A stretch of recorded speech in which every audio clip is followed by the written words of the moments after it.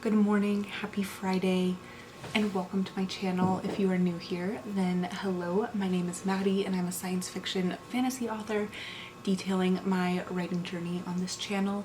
And if you are not new here, then thank you so much for coming back. It means the world to me, and I'm so excited to have all of you here for this video where I explore a new genre that I never thought I would write in because I was never really obsessed with reading in it, and that is the paranormal romance genre.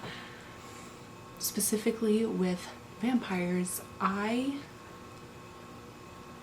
definitely missed out on the Twilight craze in the late 2000s, but I recently read The Serpent and the Wings of Night, and after reading that, I've just had this like growing obsession with vampire lore and how it has changed from like medieval superstitions to this reclusive aristocracy in Bram Stoker's Dracula, and then this like elusive, seductive creature in modern literature.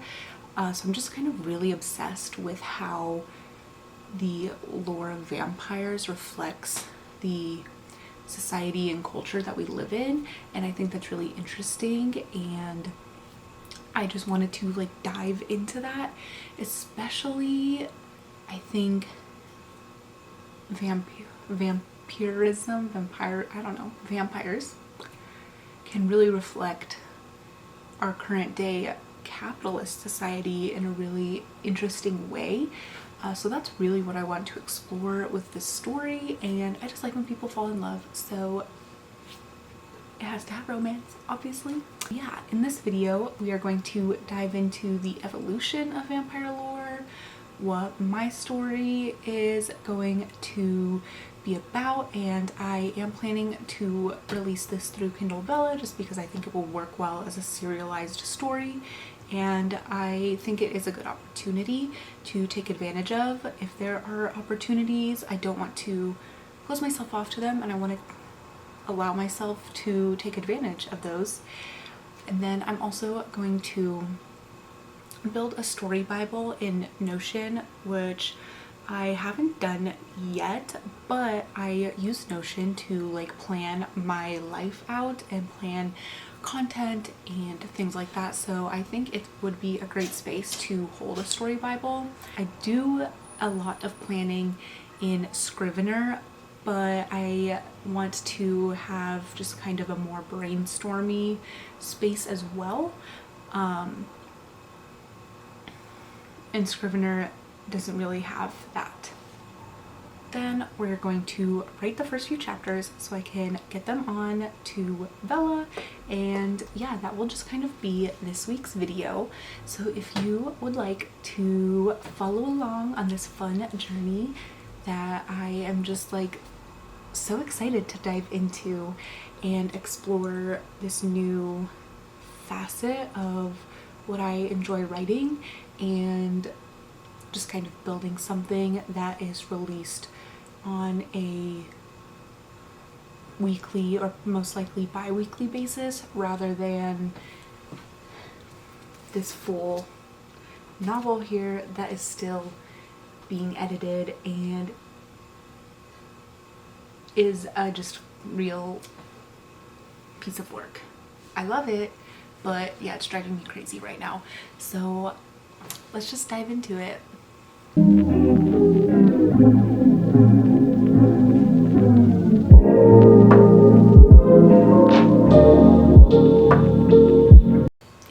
think one of the dominating factors of vampiric lore is that it is a metaphor for sexuality, and I think that shows culturally from times when you are supposed to fear vampires, or they are going after, there is that like trope of like the virgin, you know, like sacrifice or whatever. So I think it definitely shows as vampires transitioned from solely villainous monsters to much more sympathetic characters, and characters that still want love or still have goals beyond drinking blood. And we see that tropes with Anne Rice's vampires, that they are more beautiful, they are immortal, and heal quickly, and are just kind of the like next evolution to human, but they need human blood, has kind of carried through since Anne Rice. I've been reading a lot because I actually have not read a lot of vampire books, but I am trying to change that, and we're going to read and watch stuff throughout these 2 weeks, just because I do want to understand more, because like I said, I'm just like diving headfirst into this because I think it's so interesting. I think what I want to really explore, because even through just like reading articles and research, this part that I think is missing from vampire lore is the relation to power. These are creatures that literally would live forever, and they are stronger than humans, while they do have limitations like going out into the sun, depending on what you read, or that, like silver-tipped bullets or a wooden stake is going to kill them, which would that not also kill a human? Anyways, there are limitations, but in almost every other sense they are superior. And I think that in American society, if you had forever to build wealth and power, there would be no reason that you are hiding in the shadows. Like, this is capitalism, right? You have forever to build your wealth. And I think that that's the angle I want to go at it from. And then going into the mortality of it, and in a society where all you have to do is offer people money. We even have like plasma donation is incredibly important for not only for other people that need plasma infusions and whatnot, but for people who are struggling financially and need extra income. What do you do in that situation? You sell whatever part of yourself you can, like plasma.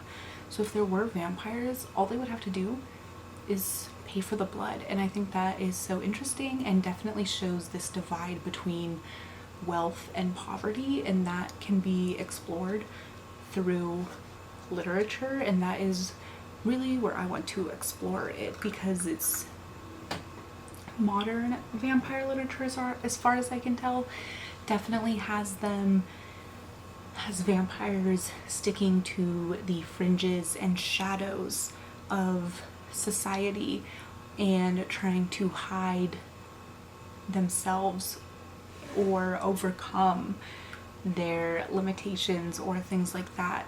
And I think that is really interesting, but it is the norm for vampire books. And I think there is a lot of stories to be told from taking a look at a more maybe cynical approach.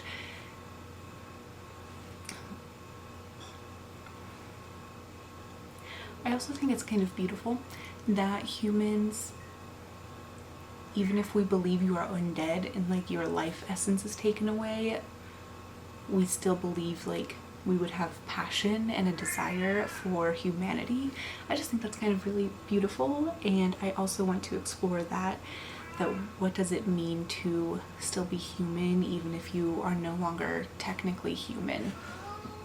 So I think there is a real disservice to maybe mainstream conceptions or beliefs from prior years that I still carry, or that I had like believed for a while, about what the paranormal romance genre can be, because I think it is a really open space to explore modern day society just in a more like exciting way than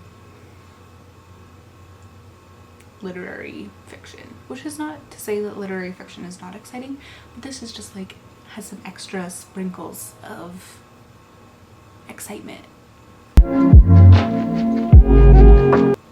So that's kind of where I'm coming from with vampire lore and what I want to explore in my story. As I said, I'm going to be releasing it to Kindle Vella, and I am aiming to have at minimum the first 3 chapters available by, I don't know what's wrong with my camera. I am aiming to have at minimum the first 3 chapters available on October 1st, and at most to have the first 5 chapters available on Kindle Vella by October 1st.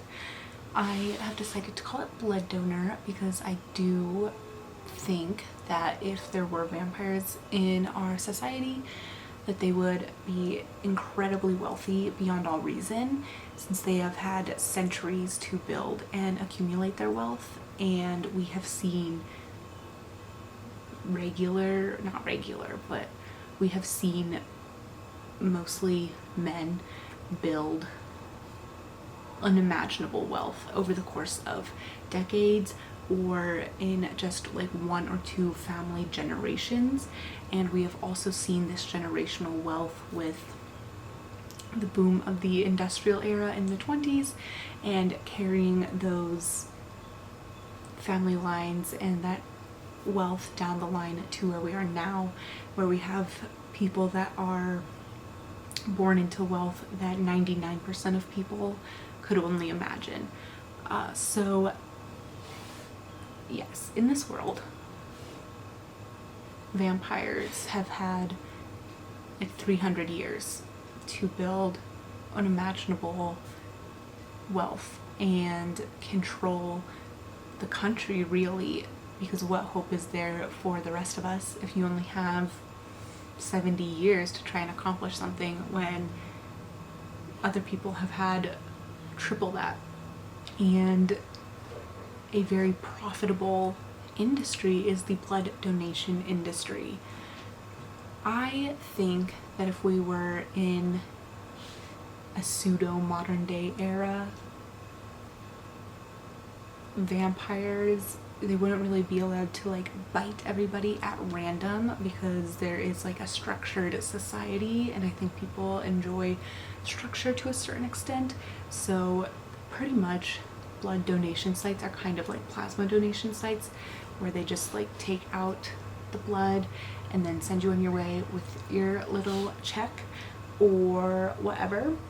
And in this society, like live feedings are kind of the pinnacle of luxury and wealth, and they are only reserved for the most elite of the elite of vampire society, and it is mostly reserved for parties or celebrations, things like that, and you are paid very well to do a live feeding. And there are still restrictions and safeguards in place to make sure that you are not drained of your blood. And of course, it is a crime to turn anyone who has not been permitted to be turned into a vampire, since of course they want to keep their numbers pretty exclusive and they don't want to turn a poor person into a vampire, you know what I'm saying? So my working blurb as of right now is, so I think it's probably quite loud. They're doing construction out on my street, and it's so annoying because they just did this like a few years ago. Anyways, my working blurb is: Harlow Vale stays afloat by donating blood to the vampiric elite. When a high-paying job ends in chaos, she wakes up the next morning to find a man, Phoenix Klein, turned against his will. Struck with her own tragedy, she has to decide between seeking revenge with Phoenix or spending the rest of her life in hiding. Dive into Blood Donor, where the line between predator and prey blurs. I'm so excited for this. It is very much smaller in scope and just a little bit more lighthearted than TCF.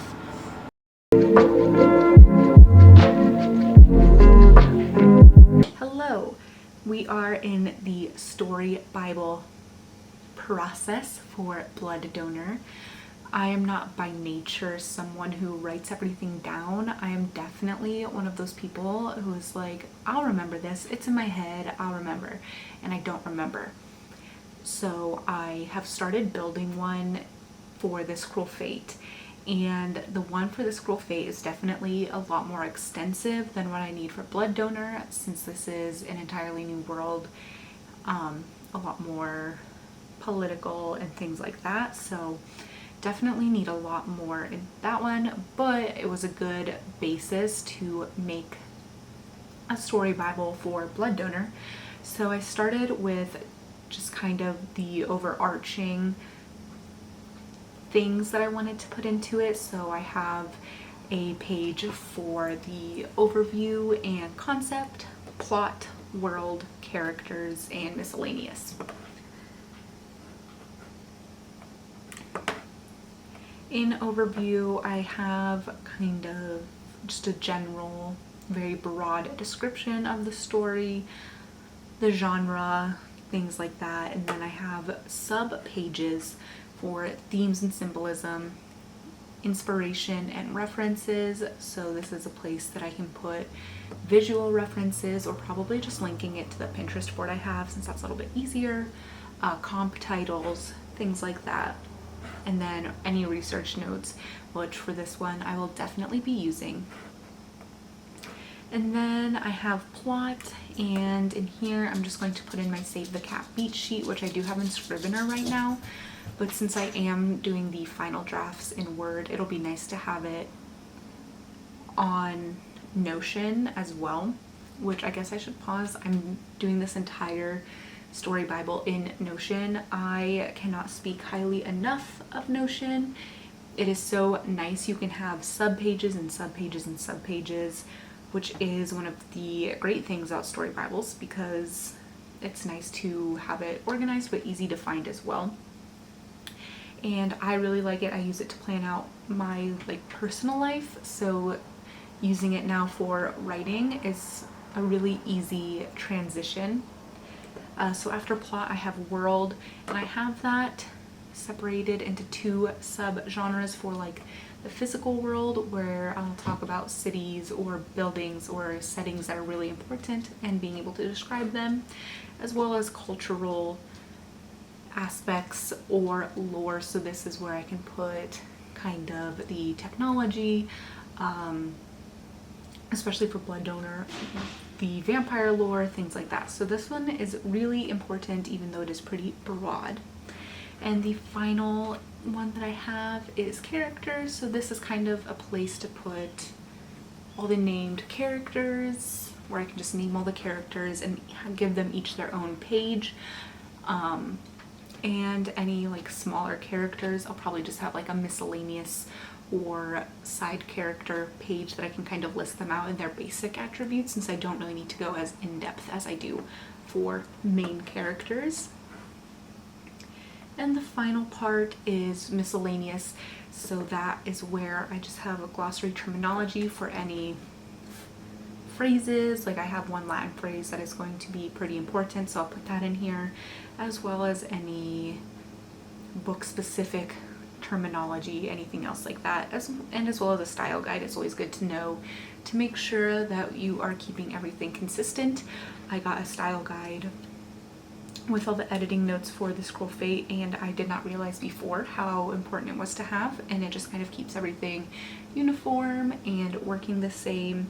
So yeah, that is just kind of the Story Bible, and I'm going to add more details to it. I don't want to put it all on camera, because most of this is just for me and it won't ever be making it word for word into the story, but hopefully it shows through the writing that there is consistency and care put into the whole part of it.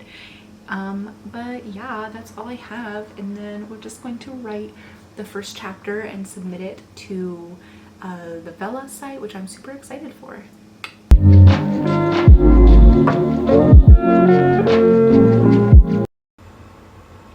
This will be my first time trying Kindle Vella, and like I said earlier, I just want to not prejudge my work or available opportunities and just try everything. And it seems like Kindle Vella is a really good opportunity just for building readers and finding people who are interested in your work and building community as well. Some of my other writer friends do upload to Kindle Vella, so that's kind of how I heard about it. Since I don't use Kindle, I use Apple Books. I had no idea that it existed, but yeah, I'm excited to try it out and see where it goes. I hope you enjoyed the story Bible building process and the writing process. If you are interested in reading Blood Donor, the first 3 to 5 chapters will be available on October 1st. I will leave links down below, and there are links on my website as well, which I have been working on more, which is a whole other thing, but I'm kind of proud of how it's turning out. Anyways, thank you so much for watching this video. I hope you enjoyed, and please do not forget to like, comment, and or subscribe to my channel. I had a lot of fun making this video and a lot of fun developing this idea, so I'm just super excited to see where it goes. Please give me any of your thoughts on vampire lore, or what is your favorite interpretation of vampires in the literature, and I will see you guys in 2 weeks.